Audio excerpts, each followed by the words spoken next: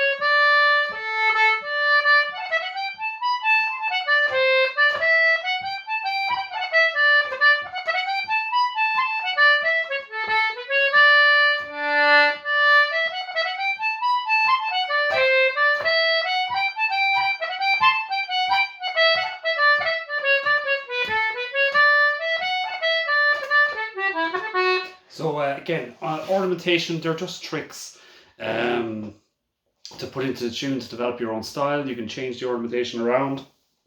So look, I'm using lots of grace notes. So for the first part, I'm using grace notes on the F sharp a lot. I'm using on the C natural on the draw. I'm using C DBC.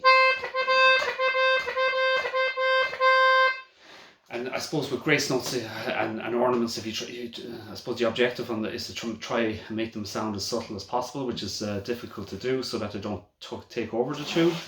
And I suppose other things. On the second part, I'm using lots of grace notes as well, like on the high F, it's F A F, F sharp, high A back, and G G B G.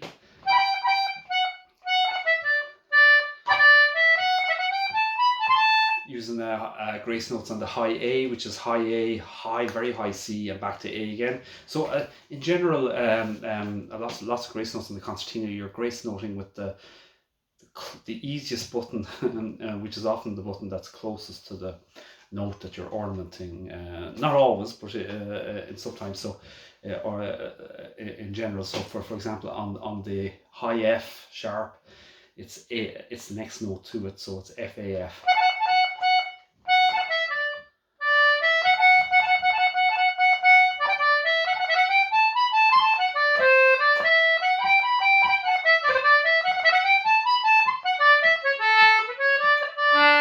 Also, you can use double octave playing.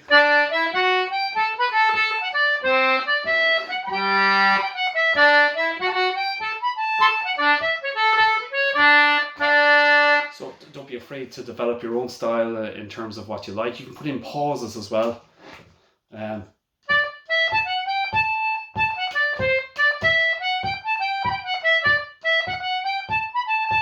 Which gives it a kind of a different type of a sound, maybe more push and pull, or a punchier sound, or you can lengthen notes.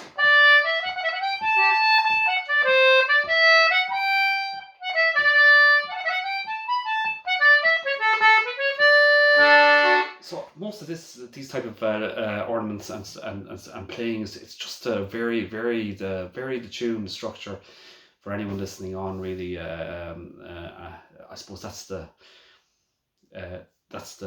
purpose of ornamentation, really. So in terms of variations, I mean, the most important part is the tune itself, the melody and the rhythm, and then of course playing with others in terms of play music socially as well. So also don't take it too seriously, I suppose, is another thing. It's a great gift to be able to learn a tune, etc. So anyway, play it very, very slowly, and then I'll play it regular speed again. And that's Scully Casey's jig, and should be well available on in terms of notes on the internet.